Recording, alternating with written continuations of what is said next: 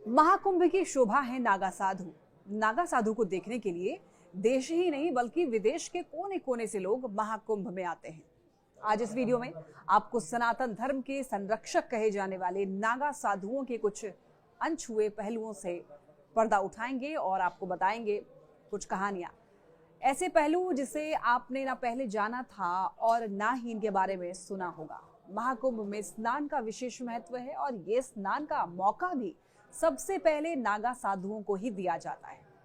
तो चलिए आपको लेकर चलते हैं नागाओं के अजीबोगरीब संसार में, जिसमें आपको इनके इतिहास से लेकर इनसे जुड़ी कई तरह की रोचक जानकारी साझा की जाएगी। तो बने रहिए हमारे साथ इस इंटरेस्टिंग और जानकारी से भरपूर वीडियो में।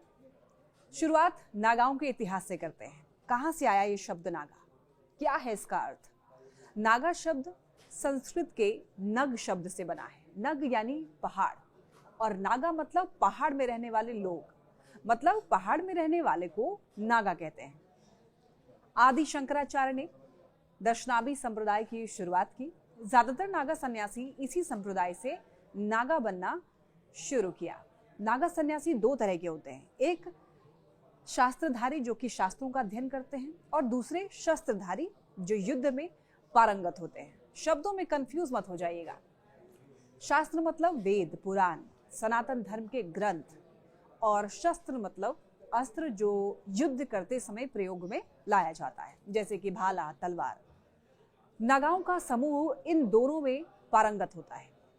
कोई शास्त्र का विद्वान होता है तो कोई युद्ध में निपुण, और ये चॉइस उन्हें ही करनी होती है कि वो किस क्षेत्र में खुद को बेहतर बनाना चाहते हैं। जानकारी के अनुसार सबसे पहले श्रृंगेरी मठ ने शस्त्र अस्त्र वाले नागाओं की फौज तैयार की। शुरुआत में इसमें क्षत्रिय शामिल होते थे, बाद में जातियों का बैरियर इसमें हटा दिया गया। अब चलिए जानते हैं कैसे बनते हैं नागा। नागा बनना एक कठिन प्रक्रिया है। कई तरह के तप और तपस्याओं से गुजरना पड़ता है। नागा बनने की चाह रखने वालों की परख की जाती है और ये परख साधु संतों के द्वारा की जाती है। नागा वही बन पाता है जिसने अपने सांसारिक मोह, माया, परिवार, रिश्तेदार सबसे ऊपर उठ चुका हो, वही नागा बन पाता है। या यूं कहें जो खुद को मिटा चुका हो, जिसने स्वयं को खोने का भाव उत्पन्न कर लिया हो, खुद को ईश्वर में विलय करने की सोच जागृत कर ली हो, वो प्रत्येक व्यक्ति नागा बन सकता है। खुद के अस्तित्व का त्याग होने को ही नागा कहते हैं। नागा का मतलब सिर्फ नंगा होना नहीं है। नागा साधु बनने की प्रक्रिया कई स्टेजों में होती है, जिसमें मुख्य रूप से 3 स्टेज हैं: महापुरुष, अवधूत और दिगंबर। आमतौर पर 17 से 19 साल की उम्र में नागा दीक्षा दी जाती है और नागा बनने के पहले आपको पूरी तरह से झकझोर दिया जाता है। उसके सामाजिक और प्रायोगिक जीवन का एक डेटा निकाला जाता है, मतलब उसने अब तक अपने जीवन में कितने अपराध, पाप या पुण्य किए, उसका पूरा लेखा जोखा तैयार किया जाता है। यही लेखा जोखा उसके नागा बनने का आधार होता है।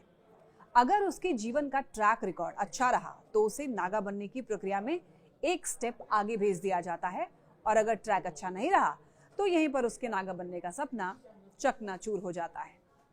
ऐसा भी नहीं है कि ट्रैक रिकॉर्ड अच्छा होने पर उसे नागा बना ही दिया जाता है। ये केवल हरी झंडी होती है नागा बनने की प्रक्रिया में आगे बढ़ने की।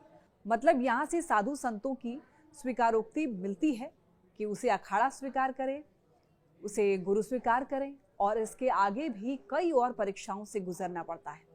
तो चलिए उन परीक्षाओं के बारे में भी आपको बताते हैं। अखाड़ों की स्वीकारोक्ति मिलने के बाद उस व्यक्ति को किसी अखाड़े में रहकर 2-3 साल सेवा करनी होती है। ये परख अवधि होती है, मतलब कि इस दौरान ये देखा जाता है कि व्यक्ति के अंदर नागा बनने की काबिलियत है भी या नहीं। अखाड़ों में सेवा देने के दौरान उन्हें शस्त्र और शास्त्रों का अध्ययन करना होता है।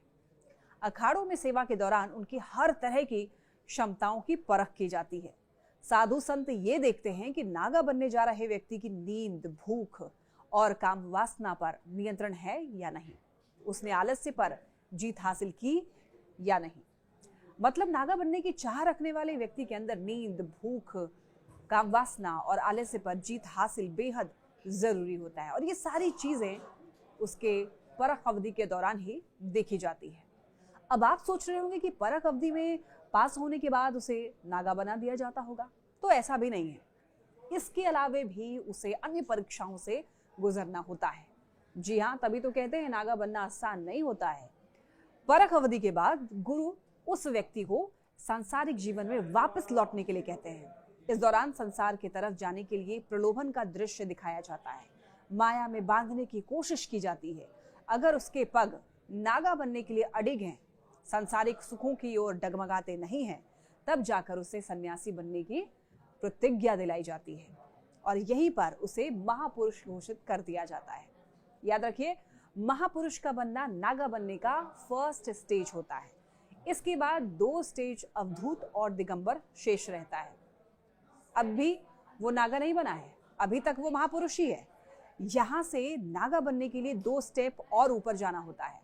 महापुरुष बनने के बाद नागा साधु बनने के लिए पंच संस्कार से होकर गुजरना पड़ता है, जहां पर तय किए जाते हैं उसके 5 गुरु शिव, विष्णु, शक्ति, सूर्य और गणेश।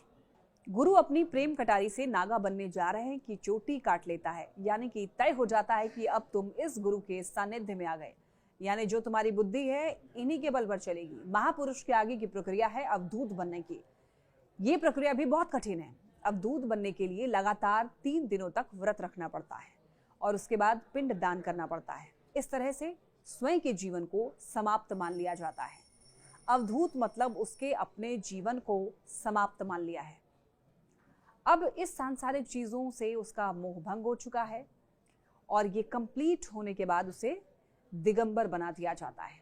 ये तो हो गई उनके नागा बनने और उसकी प्रक्रिया की एक संक्षिप्त जानकारी। अब आगे आपको बताने जा रहे हैं कि 4 जगह लगने वाले कुंभ से भी इन नागा बाबाओं की पहचान जुड़ी है। 4 जगह लगने वाले कुंभ के हिसाब से इन नागा साधुओं को अलग अलग नाम दिया गया है। प्रयागराज में बनने वाले को नागा कहते हैं और उज्जैन में बनने वाले को खूनी नागा कहते हैं। जी हाँ, प्रयागराज में बनने वाले को केवल नागा और उज्जैन में बनने वाले को खूनी नागा।